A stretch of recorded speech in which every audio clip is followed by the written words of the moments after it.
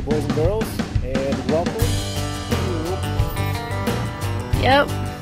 shorter attention,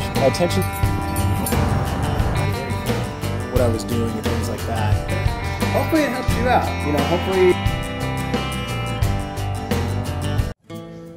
How's it going, boys and girls? And welcome back to another story time with Uncle Mason. I got a little bit of downtime before I'm going to start the support group tonight.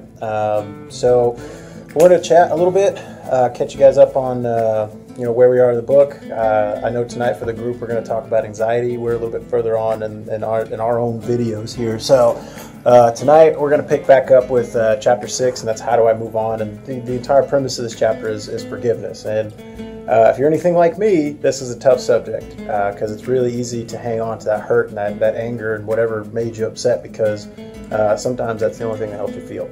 But anyway, we'll get into that in a second. So we're going to talk about some Smarter 22 stuff and some foundation stuff. So at the end of the month, April 29th, we're hoping to form a team to go run the Bone Frog Run in Austin. If you haven't done so already, go ahead and sign up on, follow the link on our Facebook page to go sign up, and then join us for a great obstacle run. This Saturday is our more recent one. We're going to do a 22 kilometer, ruck march from the Alamo up to the quarry and back.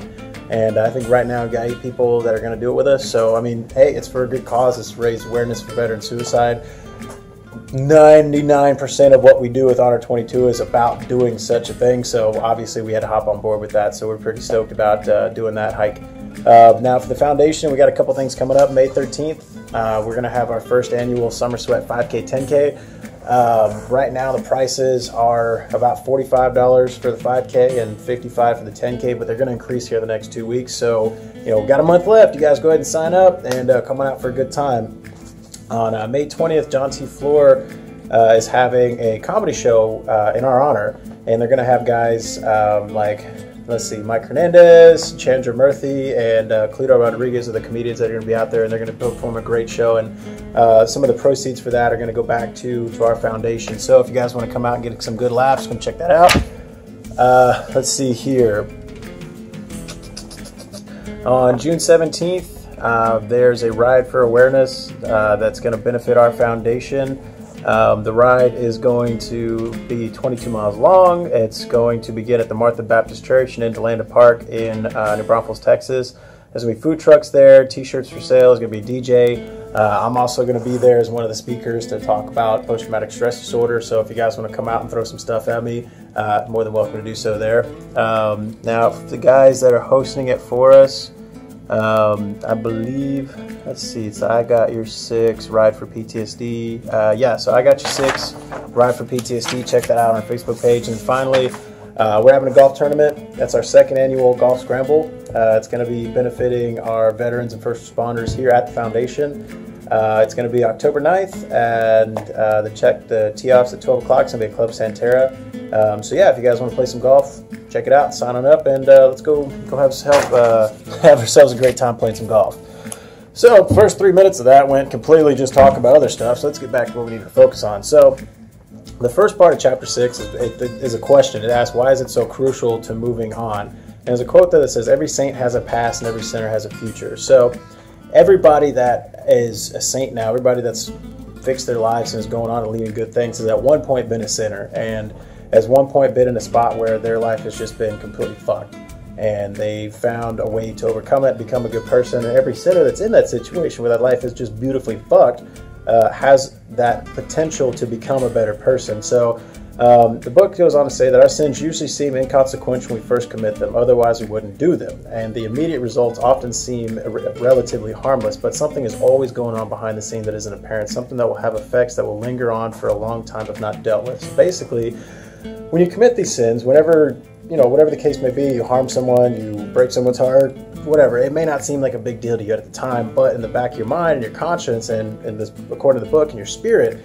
it's hanging on there, it's latched on, and that sin is still there. And so as these issues continue to pile up, whether they be post-traumatic stress disorder, stress in your life, whatever the case may be, they pile on top of that until eventually these sins become something that you can no longer maintain. And when you get to that point, that's when you're in a crisis mode. And basically, anytime you commit a sin, there's a separation, and there's 3 different types of separation. There's a separation between you and God. There's a separation between you and another person. And then there's a separation between you and you. So whenever you commit these sins, God is all loving and all forgiving. But whenever you commit these sins, He gives you free will. He's saying, "Hey, man, do what you want to do, but just know there's consequences to it. So if you do something sinful, you can ask for forgiveness, and I'm going to forgive you. But I have to be honest, these sins, I'm going to send something down the road that's gonna hurt you. But I'm doing it so that way you can see that what you're doing is the wrong path. You need to change it." Then, of course, separation between you and another person. If you break someone's heart, if you hurt someone, if you steal from them, obviously they're going to be upset with you. And if you do it, so much, then obviously they're going to want to walk away. They're going to want to leave. And then finally, separation between you and you. A lot of people, 99% of the people on this planet are good, and people make mistakes. And these mistakes, whenever they add up, they take away a bit of you. They take away a bit of your soul.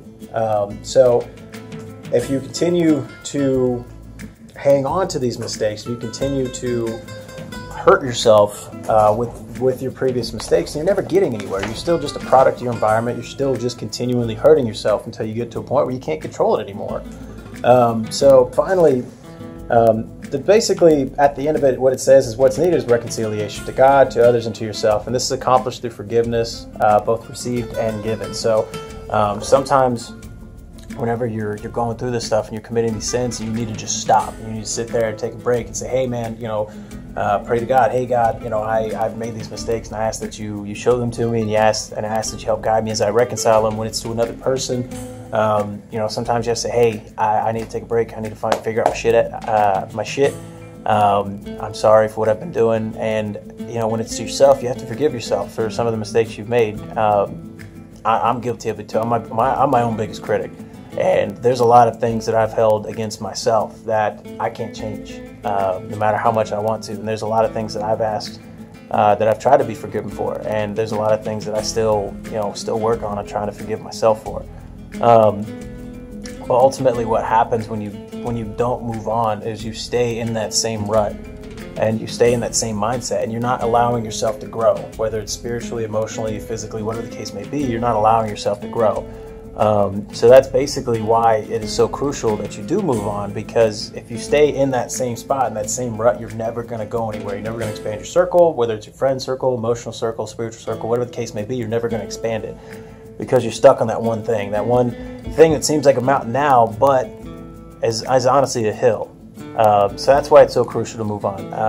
Now, obviously, I'm not going to do any push-ups tonight. I'm getting ready to start the support group. I don't want to be all sweaty for these guys. They're going to be like, "Why is this guy sweaty? Is this some kind of fitness group? I thought we were just sitting down talking about shit." But next time I'll do some push-ups for you guys. So in the meantime, I hope you guys have a wonderful Tuesday. I hope that, you guys had a great Easter, and I will see every last one of you the next video. Have a good night.